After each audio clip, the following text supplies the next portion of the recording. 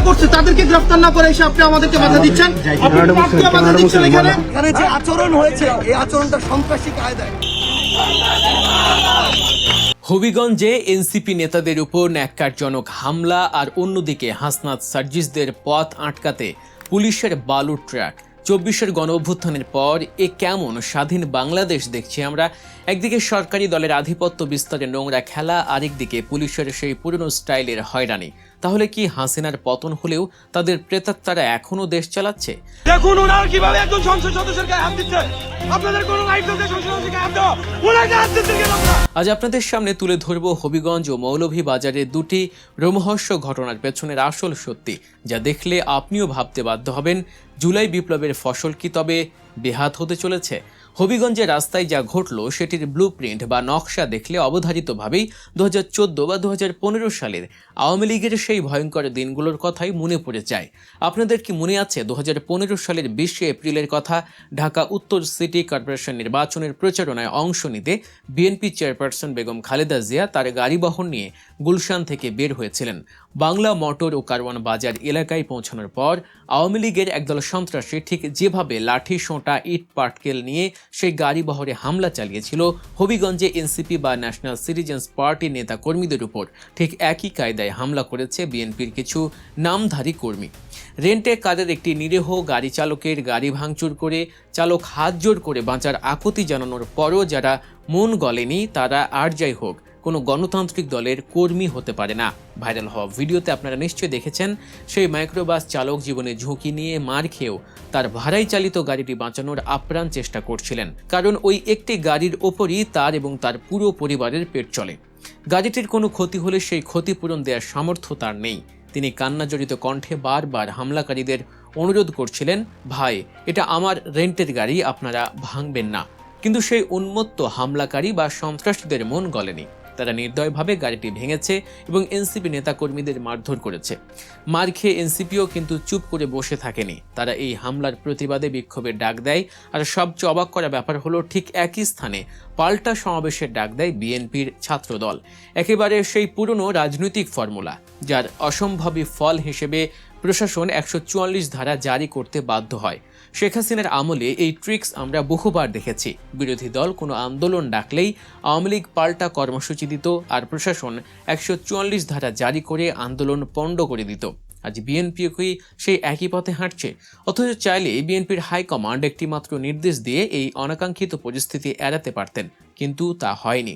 এর ফলে সাধারণ মানুষের মনে প্রশ্ন জেগেছে, তবে কি ক্ষমতা হাতে পেয়েই সেই পুরনো দলগুলোর মতো এই নোংরা আধিপত্যের লড়াই আবারও শুরু হয়ে গেল? একটু গভীরভাবে ভেবে দেখুন, আগামী ডিসেম্বরে বা তারও পরে যদি পতিত স্বৈরাচার আওয়ামী লীগ মাঠে নামে, তবে কি বিএনপি তাদের একক শক্তিতে ঠেকাতে পারবে?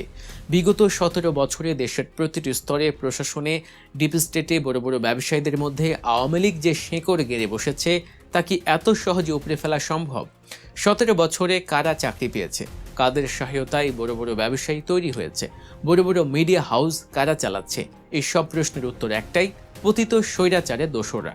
আজ যদি জামায়াত, এনসিপি বা বিএনপির মতো দলগুলো নিজেদের মধ্যে এই কাদা ছোঁড়াছুড়িতে ব্যস্ত থাকে, তবে এর চূড়ান্ত সুবিধা নেবে ওই আওয়ামী লীগই। সরকার যদি আইডেন্টিফাই করতে ব্যর্থ হয়, তবে জামায়াত বা এনসিপি মাঠে নামলে আওয়ামী লীগ তাদের বেশেই মাঠে নামবে বিশৃঙ্খলা করতে। এই তিন প্রধান শক্তি যদি এক না থাকে, তবে আগামীতে কেউই টিকতে পারবে না। জুলাই বিপ্লবের ভিকটিমরা বা সাধারণ মানুষ কখনোই এই বিভেদ চায় না। এই বিভেদ চলতে থাকলে আগামী কয়েক বছরেই হয়তো দেখা যাবে যাদের রক্তে এই দেশ স্বাধীন হলো সেই শহীদদের আত্মত্যাগই সম্পূর্ণ বৃথা হয়ে যাবে। 2 বছরও পার হয়নি, এরই মধ্যে যদি এই অবস্থা হয়, তবে 2024 সালের আগে যে স্বপ্ন আমরা দেখেছি তা দুঃস্বপ্নে পরিণত হতে বেশি সময় লাগবে না। মাইকেল মধুসূদন দত্তের কাব্যের মতো ঘরের বিভীষণদের কারণেই আমাদের পতন নিশ্চিত হতে পারে। এবার আসুন দ্বিতীয় ঘটনাটিতে। হবিগঞ্জে 144 ধারা জারি করার পর সেখানকার পরিস্থিতির চরম অবনতি ঘটে। সেখানে যাওয়ার পথে মৌলভীবাজারের শ্রীমঙ্গলে পুলিশের যে রূপ আমরা দেখলাম তা রীতিমতো হতবাক করার মতো। হাসনাত আবদুল্লাহ, সার্জিস আলম এবং নাসিরউদ্দিন পাটোয়ারির মতো নেতারা যখন হবিগঞ্জের উদ্দেশ্যে রওনা হলো, তখন তাদের আটকাতে পুলিশ যা করল তা বিগত সরকারের আমলের কথাই চোখে আঙুল দিয়ে দেখিয়ে দেয়। মহাসড়কের ঠিক মাঝখানে আড়াআড়ি করে ফেলে রাখা হলো বিশাল এক বালুর ট্রাক। আর শুধু ট্রাক রেখেই পুলিশ ক্ষান্ত হয়নি, অতি সুকৌশলে সেই ট্রাকের সবকটি চাকাও পাংচার করে দেওয়া হয়, যাতে চাইলেও কেউ সেটিকে সরিয়ে রাস্তা পরিষ্কার করতে না পারে। প্রবল মুষলধারে বৃষ্টির মধ্যে হাসনাত সার্জিসরা গাড়ি থেকে নেমে আসেন। পুলিশের এই বিশাল মানবঢাল এবং ট্রাকের ব্যারিকেডের সামনে দাঁড়িয়ে তারা বুক চিতিয়ে প্রশ্ন করেন প্রশাসনের কাছে। হাসনাত আব্দুল্লাহ সরাসরি পুলিশের কর্মকর্তাদের চোখে চোখ রেখে জানতে চান, আপনারা আমাদের কোন আইনে আটকেছেন? একটি স্বাধীন দেশে আমাদের অবাধে চলাফেরার অধিকার আছে, কোন যুক্তিতে বালুর ট্রাক দিয়ে মহাসড়ক বন্ধ করে রেখেছেন? হাসনাতের এই অকট্য প্রশ্নের সামনে পুলিশের কর্মকর্তাদের কাছে কোনো সদুত্তর ছিল না। শ্রীমঙ্গল থানার ইন্সপেক্টর আব্দুর রাজ্জাক নিরাপত্তার অজুহাত দিয়ে পরিস্থিতি সামাল দেওয়ার চেষ্টা করেন।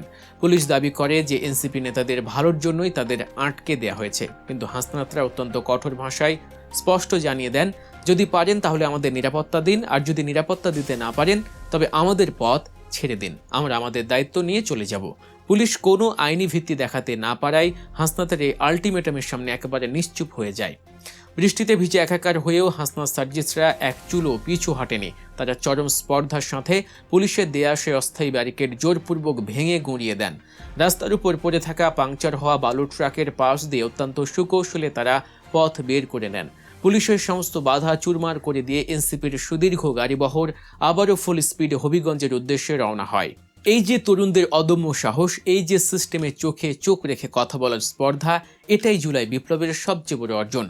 জেন জি এবং জেন আলফাদের এই আন্দোলন প্রমাণ করেছে যে কোনো স্বৈরাচারী কায়দায় আর তাদের আটকে রাখতে পারবে না। ছাত্র জনতার বিপ্লবের পর যাদের দেশ গড়ার কাজে মন দেওয়ার কথা, তাদের কেন রাস্তায় বালু ট্রাকের ব্যারিকেড ফেস করতে হবে?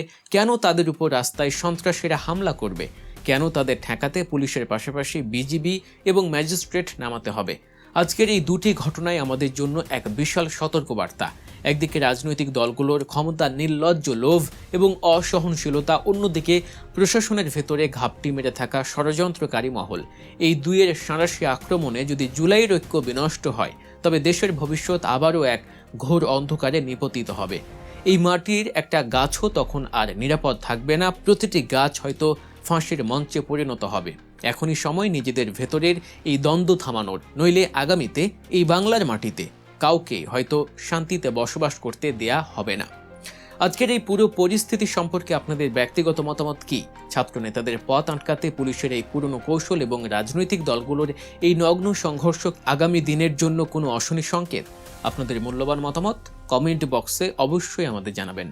আর দেশ ও রাজনীতির এমন সব ঘটনার বস্তুনিষ্ঠ, সহজ ও সরল বিশ্লেষণ পেতে গল্প নিউজ চ্যানেলটি সাবস্ক্রাইব করে আমাদের পাশেই থাকুন। দেখা হচ্ছে পরবর্তী ভিডিওতে। আল্লাহ হাফেজ।